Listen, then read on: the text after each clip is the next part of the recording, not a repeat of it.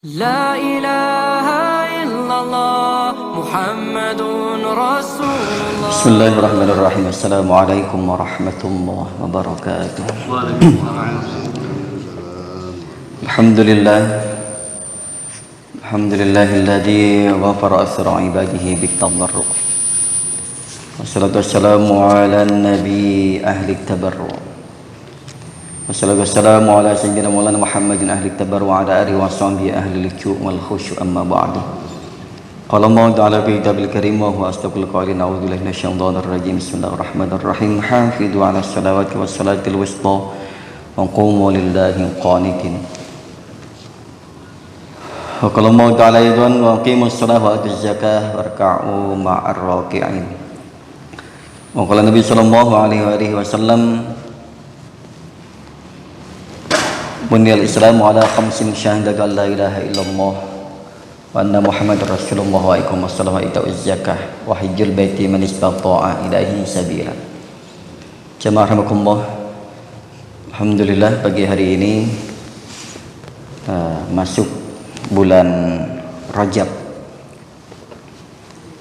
Kita kembali dipertemukan oleh Allah di bulan Rajab sebagaimana doanya Nabi, Allahumma barik lana fi Rajab wa Sya'bana wa ballighna Ramadhana. Ya Allah, sampaikanlah kami atau berkahilah kami di bulan Rajab, minta diberkahi di bulan ini Rasulullah, dan bulan berikutnya itu bulan Sya'ban, dan sampaikan usia kami pada bulan suci Ramadan nanti. Ini doa Rasulullah SAW yang diajarkan untuk umatnya agar supaya minta diberkahi di bulan ini dan bulan berikutnya, dan dipanjangkan umurnya sampai pada bulan suci Ramadan. Namun jemaah sekalian, untuk tema pagi ini kita masih melanjutkan keistimewaan sholat. Ini menyelesaikan tanggungnya, nanti insya Allah berikutnya akan kita bahas keistimewaan bulan Rajab dan lain sebagainya. Salawat dan salam semoga selalu senantiasa kelimpah curahkan karibaan baginda Nabi besar Muhammad sallallahu alaihi wasallam. Allahumma shalli wa sallim wa barik alaihi. Wa rawiya an Hasan al-Basri rahmatullahi alaihi an Nabi sallallahu alaihi wasallam annahu qala lil musalli salasu karamatin.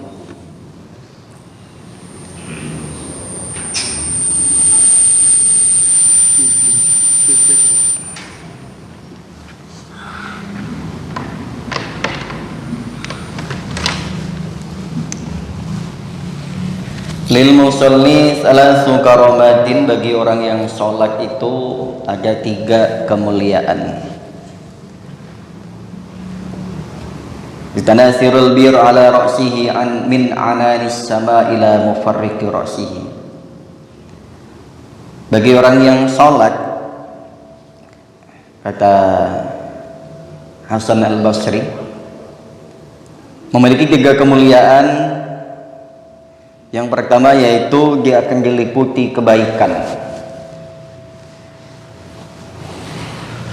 dari mulai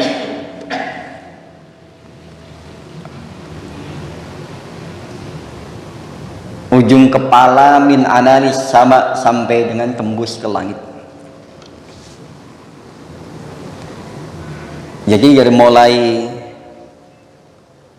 ila mufarriqi ra'sihi sampai dengan penghujung kepalanya. Jadi maksudnya adalah di atasnya selalu dinaungi kebaikan. Orang yang sholat selalu akan bergelimang kebaikan kalau selama sholatnya itu benar ya, memenuhi syarat dan rukunnya. Saking istimewanya sholat, sampai kebaikan itu selalu meliputinya, bahkan bisa dibilang sampai kebaikan itu sampai dari kepala sampai tembus ke langit. Saking banyaknya, saking berlimpahnya. Yang berikutnya wal malaikatu mahfufah min qadamaihi ila anas sama, dan malaikat menjaganya dia dari mulai ujung kakinya ila ananis sama sampai dengan langit lagi, dijaga oleh malaikat.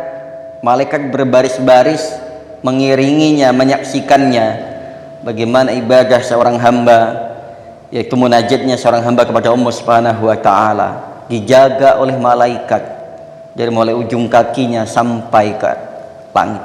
Malaikat berbaris-baris menjaganya. Yang berikutnya, wa malakun yunadi law ya'lamul abdu man yunaji man taqala min salatihi fa hadhil karamah kulluha lil musalli.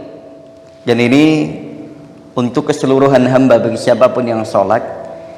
Wa malakun, dan malaikat yunadi memanggil-manggil, lau ya'lamul abdu, andaikan seorang hamba itu tahu, man yunaji, orang yang bermunajat kepada Allah Subhanahu wa taala, man taqala min sholatihi, dia tidak akan mau berpindah dari sholatnya, nggak akan mau beranjak. Andaikan kita nih tahu sholat subuh hari ini yang kita kerjakan begitu banyak pahalanya, begitu banyak malaikat berbaris-baris menjadi saksi kita, maka kita nggak akan mau beranjak, nggak mau pulang dari masjid. Itu malaikat bilang begitu. Kenapa? Kalau sudah pulang ke rumah, malaikat juga pulang. Makanya ada sebagian orang yang menghabiskan waktunya di masjid-masjid. Ada sebagian orang yang memang betah sekali di masjid, rasanya lebih nyaman di masjid ketimbang di rumah, lebih nyaman di masjid ketimbang di musola, ketimbang di kantornya. Dia lebih nyaman di musolanya, di masjidnya ketimbang di tempat-tempat kerjaannya, karena di kantor nggak pusing, Pak. Nah, karena di kantor nggak lagi pusing, kalau di masjid. Di kantor pusing, banyak kerjaan, ngadepin bos, ngadepin bawahan, ngadepin rekan kerja. Tapi di masjid plong rasanya, seolah-olah tidak ada beban, tidak ada masalah. Nah, ini makanya disampaikan, lau ya'lamul abdu man yunaji man taqala min sholatihi, barang siapa yang mengerti atau mengetahui betapa istimewanya bermunajat kepada Allah Subhanahu wa taala, man taqala min sholatihi, dia tidak akan mungkin berpindah dari tempat sholatnya. Dia habiskan waktunya untuk beribadah kepada Allah Subhanahu wa taala. Fa hadhil karamat kulluha lil musalli. Ini untuk seluruh orang yang sholat. Makanya kenapa? Fa yambagi ay ya'rifa qadra sholatihi wa yahmadullaha ta'ala lama manna 'alaihi wa faqahu lidzalik. Maka seharusnya bagi ayyarifa qadra sholatihi, hendaknya kita mengetahui kadar sholat kita,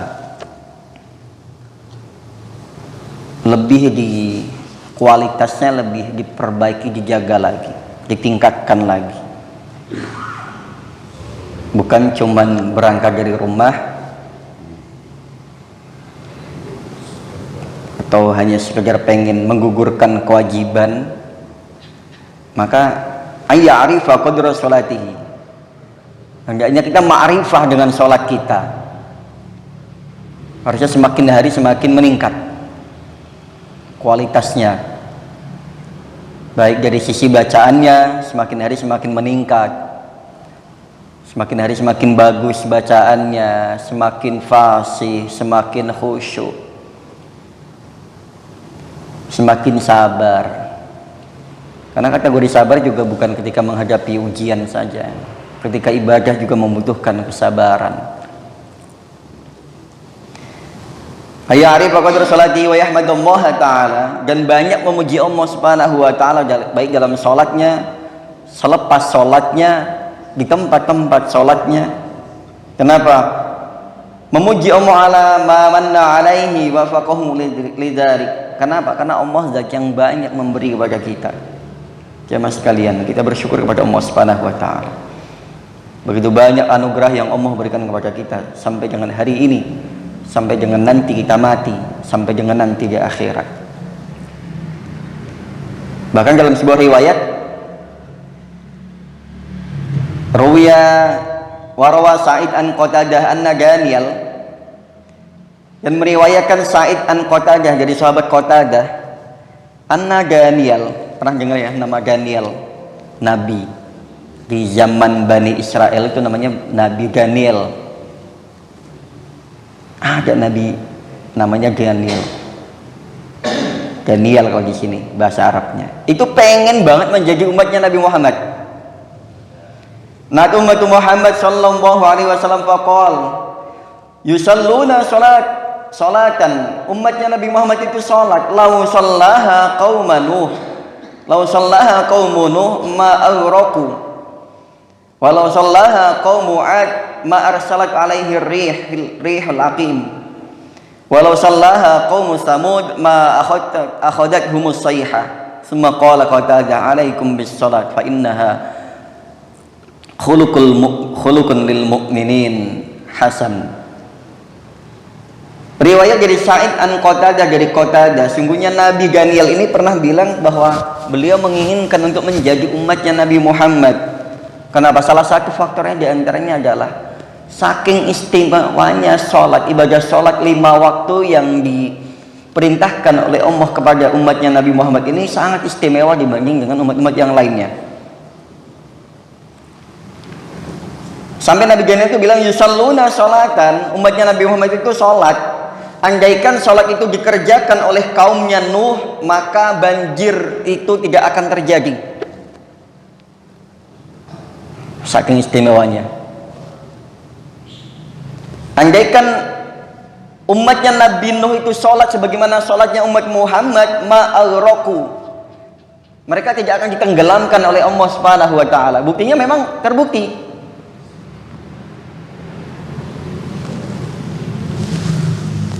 Umatnya Nabi Nuh itu habis, Pak, kecuali yang sudah masuk ke bahtera saja.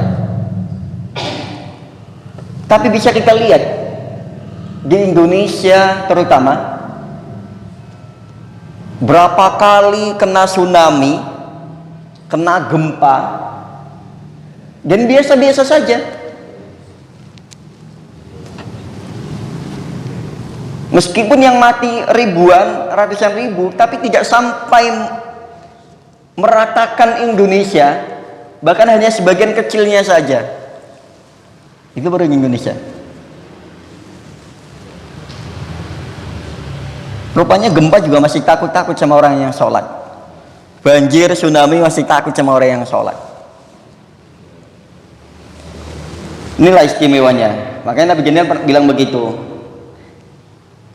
Yusalluna sholatan law sallaha qaumun Nuh ma aghraku. Andaikan kaumnya Nabi Nuh itu sholatnya sama seperti sholatnya Nabi Muhammad, ma aghraku, niscaya mereka tidak akan Allah tenggelamkan.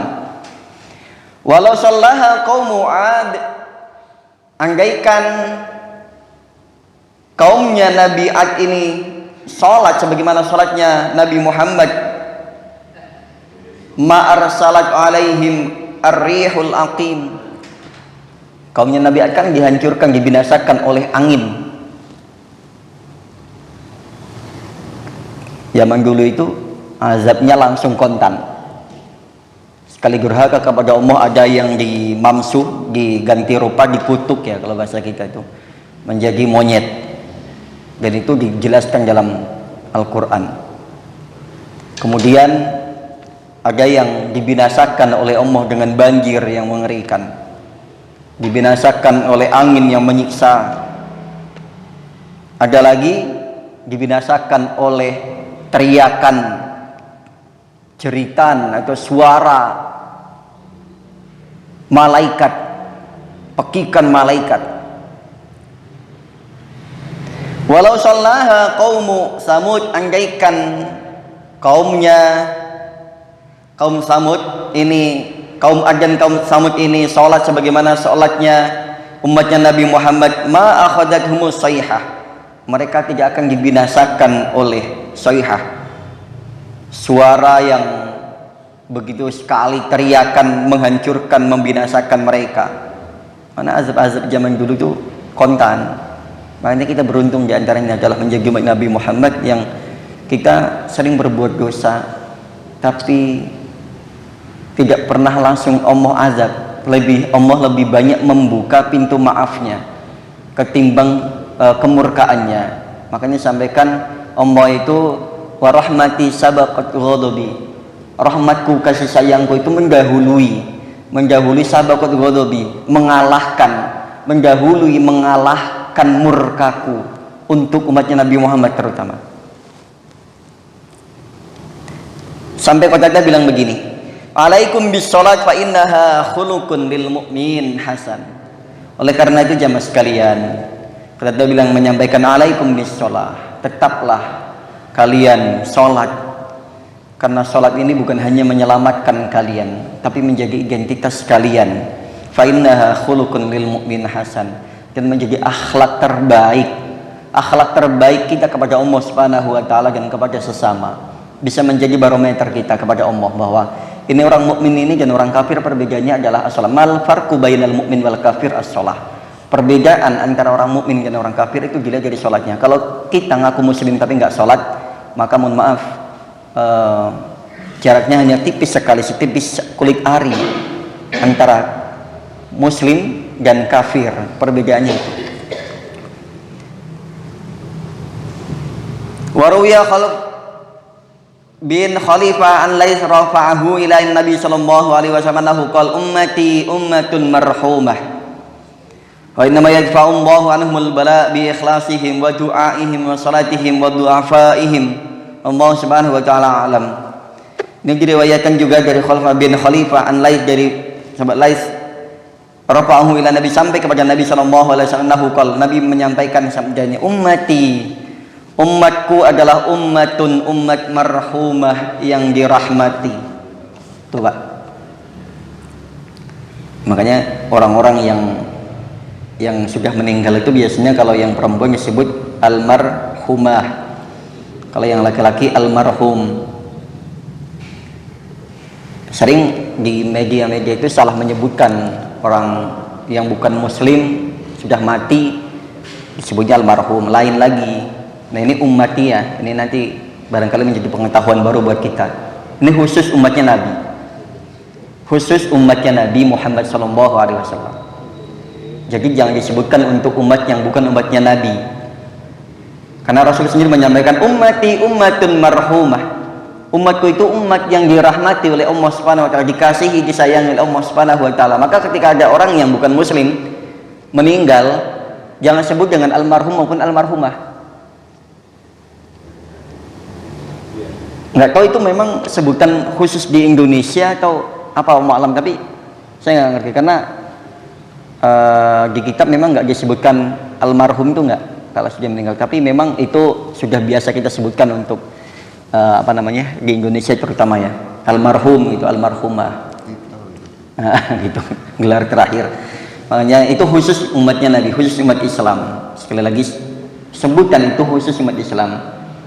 Kemarin lagi rame-rame yang masalah penembakan itu tuh, yang polisi, sebutannya itu kan baik korbannya, eksekutornya, pelakunya, yang nyuruh, yang punya skenario nya, itu semua kan non muslim. Jangan sebutin nama-nama dengan yang sudah meninggal, jangan nama-nama almarhum maupun almarhumah, jangan. Wa inna ma yudfa'u Allah anhumul bala. Umatku itu adalah umat yang Allah rahmati, dan sesungguhnya Allah mengangkat dari mereka bala, bencana itu biikhlasihim, dengan keikhlasannya. Alhamdulillah, termasuk di umumnya lah di Indonesia, khususnya di tempat kita ini, dan khususnya untuk orang muslim, Allah angkat bala itu dengan keikhlasan ibadah kita Pak. Karena keikhlasan ibadah kita ini mampu menolak bala, bukan hanya untuk diri kita sendiri, untuk keluarga, bahkan untuk orang-orang sekitar. Makanya beruntung orang-orang yang rumahnya dekat dengan masjid, dengan majelis taklim, majelis zikir dan lain sebagainya. Terlebih kita sebagai pengurus masjid bersyukur, kita menjadi jamaah masjid bersyukur, karena dijauhkan dari bala itu sendiri. Dengan keikhlasan orang-orang yang mengurus masjid, keikhlasan orang-orang yang mendonasikan sebagian rezekinya untuk masjid, keikhlasan orang-orang yang berjamaah di masjid, keikhlasan orang-orang yang mengurus masjid, keikhlasan orang-orang yang menghidupkan di dalam masjid sendiri kegiatan-kegiatan, kita beruntung Pak. Bahkan ada orang yang ngopi aja tuh di pojokan, kita beruntung, kerasa masjidnya hidup, tambah lagi martabat. Beruntung kita kalau enggak sepi masjidnya, kegiatan nggak ada, ngaji nggak ada. Nah, makanya kita beruntung ada pengajian, ada kultum, ada yang ngopi-ngopi, kita beruntung. Makanya nggak usah diusir-usirin, nggak usah diusil-usilin, biarin aja. Nah ini, yadfa'ummahu anhumul bala bi ikhlasihim, dengan keikhlasan orang-orang yang beribadah itu sendiri, wa du'aihim, dan doanya orang-orang yang mendoakan. Itu bala itu diangkat oleh Allah, dihilangkan oleh Allah Subhanahu wa taala. Kita mungkin sampai hari ini sehat, Pak. Mungkin bukan karena keikhlasan kita saja, Pak.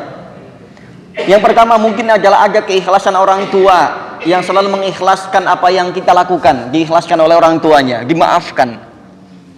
Dan mungkin ada orang yang tersakiti oleh kita juga mengikhlaskan, saya ikhlas, saya ridho.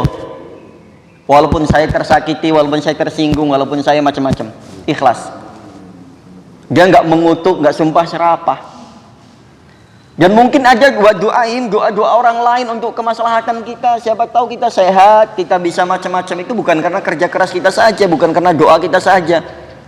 Nah, kalau dipikir-pikir, mohon maaf, kita siapa? Doa kita memang tembus ke langit? Belum tentu juga. Mungkin ada doa orang-orang yang terzolimi, doa orang-orang yang memang secara tidak langsung, walaupun nggak menyebutkan kita, tersebut nama kita, muslimin, muslimat, mukminin, mukminat, al-ahya, yang masih hidup dan yang sudah meninggal, disebutkan semuanya. Kita mendapatkan kecipratan berkahnya. Jadi bala yang seharusnya terjadi diangkat oleh Allah karena keikhlasannya, karena doa-doanya, wa sholatihim, dan karena sholatnya.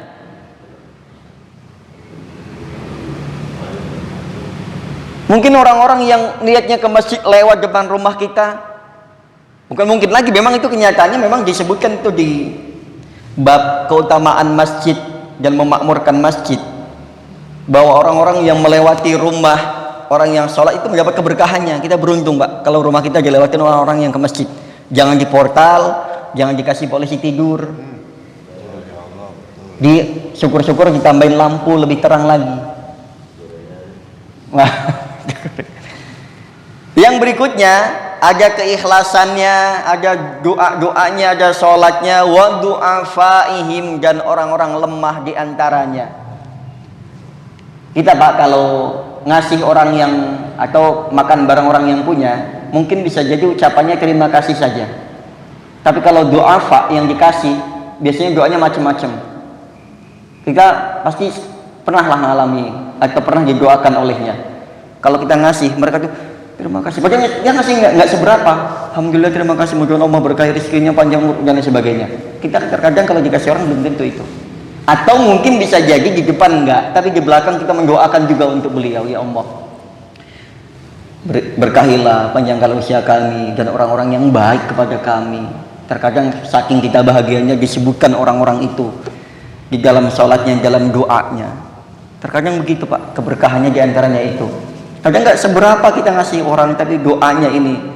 Pernah kan kisah yang pernah kami sampaikan juga, ada orang yang dulunya susah, dulunya anak orang kaya, kemudian bapaknya meninggal. Dia nggak ngerti, kehilangan jejak bahwa ada investasi bapaknya ini, yang kekayaan bapaknya yang masih belum dia ketahui. Rupanya dulu bapaknya pernah investasi sama temannya, nanam saham lah gitu ya bahasanya. Ternyata sahamnya ini setelah dikelola meningkat drastis, kemudian mengalami keuntungan yang luar biasa. Setelah itu datang ke tempat temannya itu, hari pertama gagal karena dia belum cukup bukti untuk mengambil haknya, hak orang tuanya. Hanya dibekali, dibawain pulang roti untuk keluarganya karena udah beberapa hari nggak makan juga.